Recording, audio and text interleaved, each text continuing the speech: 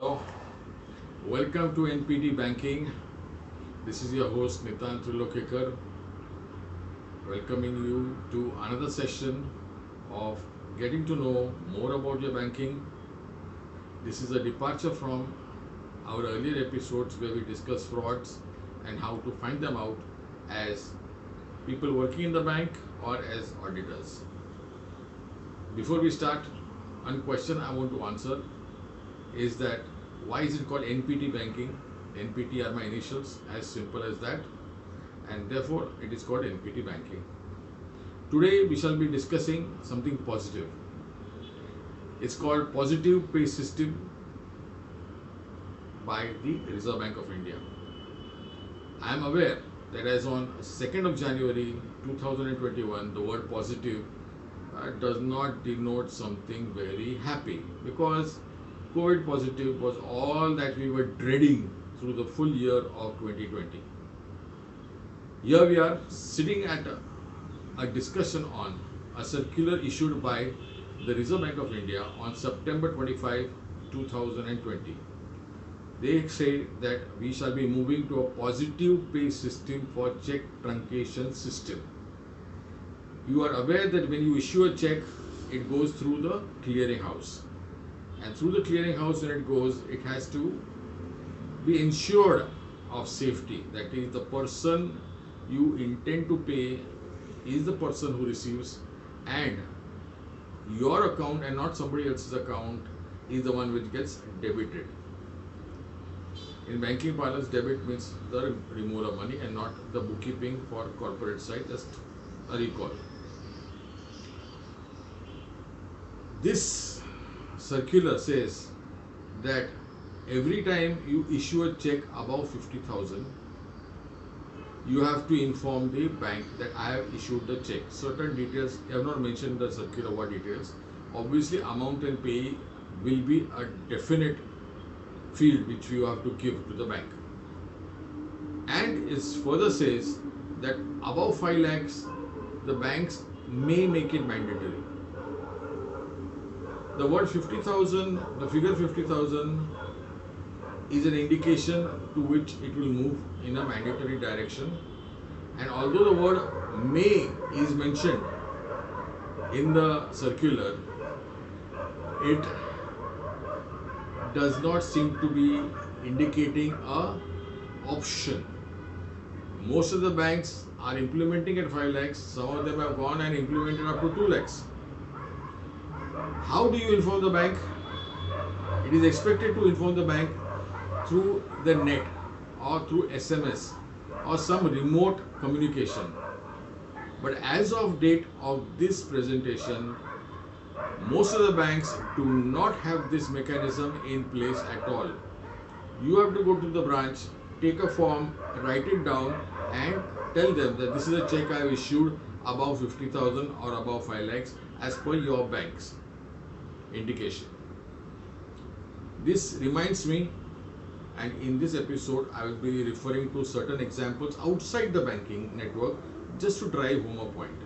So this reminds me of the invention of the automobile. Before that, people were riding horses. The horse rider had a vision and a brain to ensure that they don't bump into other people who are walking on the street or even riding other horses. When the horses were done away with and only horsepower came into the engine of a motor car, the eyes and the brain of the horse were absent. Therefore, sometimes due to technical or due to maybe the driver sleeping, there were accidents.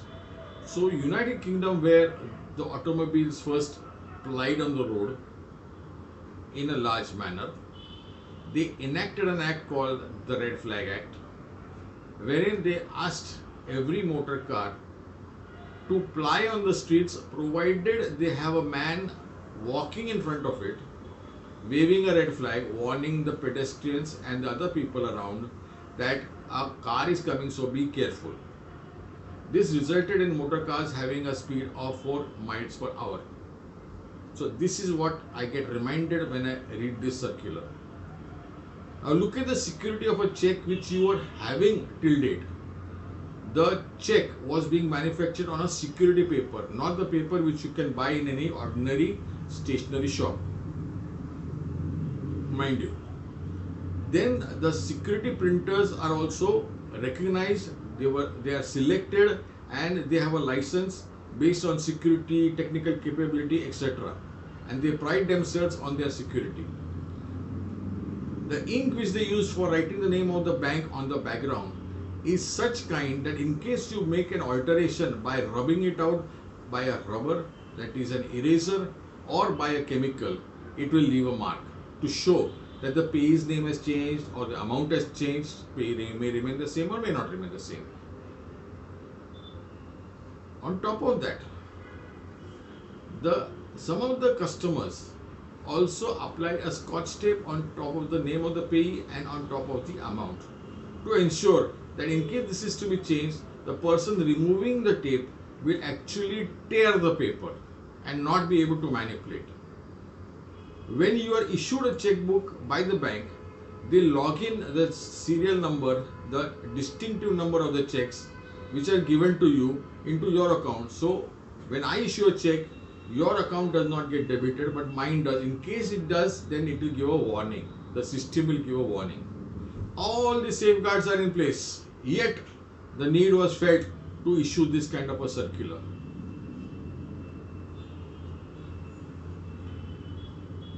Another legal issue comes up is that banks are governed by the Negotiable Instruments Act of 1881. This act is not amended to suit this circular at this moment. When I wrote my first book, not the first book, but my book on information technology in the year 2000, I had mentioned right on top that along with this act, 5 other acts are amended simultaneously. It was a historic step by the government to do so, to ensure that there is no such kind of issues that come up. That was the year 2000, and 20 years later on, we are yet not doing that. I find it very surprising. At that point of time, Indian Evidence Act, Penal Code, etc., these were all changed simultaneously. So here now we have a conflict. The Negotiable Instrument Act section 31 says that a bank is liable to pay for the check when funds are available in the account. So in case a person has not pre-informed the bank, there is no reason the bank can stop the payment, mind you, as per the law. Section 85 further assures the bank that the bank will be discharged from liability when the payment is a payment in due course. These are payment in due course. Now, payment in due course is defined in section 10 as payment should be as per the apparent tenor of the instrument. That means you can give a bearer check, you can give an order check, a check can be endorsed. So, whatever the tenor recognized by the act is done on the check. If the bank pays it accordingly, bank is discharged from duty because it has done payment in due course and without negligence. These are the prime words which are used in the Negotiable Instruments Act, which the bank always refers to. Now, by this circular, how much are you making it more secure? I give the example of you going out of town and attaching 2 locks to your front door. Instead of 2, you may apply 20 locks or 30 locks. Is that going to make it more secure than the 2 locks which you have applied? A person who has unlimited time will be able to break every lock, and that is the rule of theft which is there. You invent a lock and there will be a thief to open that lock. So how much security are we talking about? Or are we trying to say that we are going to go into electronic banking system only? Then make that more secure instead of making this more difficult. In the European Union, there are 12 countries where the per capita consumption of the check is just 2 per capita per annum. 2 checks for the whole year per person is the record. Why? Because electronic transactions are prevalent. You tell me, sitting here today, is the communication system so vast as to reach every village, we are still reaching the villages which don't have electricity. We have confidence in the money in hand. It should go, I understand, but how to implement it, at what level? Is 50,000 the limit of every check that you are talking about? Is 5 lakh the limit? Look at the corporate side. I'm talking about medium to small scale industries. Forget the large corporates. When they pay, are the checks going to be less than 5 lakhs? What you're doing is increasing the employment of the people just to inform the bank. There will be 1 or 2 people or maybe 5 people per company to inform their bankers that these are the checks which are issued today. So kindly ensure that they are cleared. Now in that communication also, how is the communication made? Online, offline? Tomorrow it will be online. I have confidence of that. But believe me, there is a scam waiting to take place. Because even though I may inform, the bank may say that they have not received it. There is a big gap. And in the clearing system also, when the UPI system is there is a system of 3 times hitting the bank, telling them that, okay, should I clear this check, should I clear this check, 3 times. Why is the 3 times assumed over there? Communication or network issues. So these issues will exist once more for this. So instead of speeding up the payment system and the ease of the payment system, this is only creating speed breakers. And mind my words, the next scam is just waiting around the corner, because a new system is asked to be developed in 1 quarter. Here, mind you, the core banking system is involved and the national payment communication is involved. That is, UPI may be involved or not, I don't know, but the check truncation system is involved. I have seen in many banks, check truncation system is provided by one vendor, core banking system is by another vendor, UPI is by another vendor if it gets involved. Now all these 3 vendors per bank will have to cooperate and make sure that the end result is the same, which they may have got much after the date of this circular. Due to this, there have been less testing done.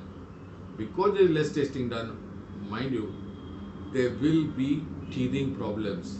And if a third party or an outsider understands what these teething problems are, they are bound to exploit it. That is the mentality of any person who has a negative frame of mind. I started this talk with the word positive. I'm ending it with the word negative. But kindly, in case you like this talk and you would like to subscribe, please subscribe and give me your comments right below. Thank you.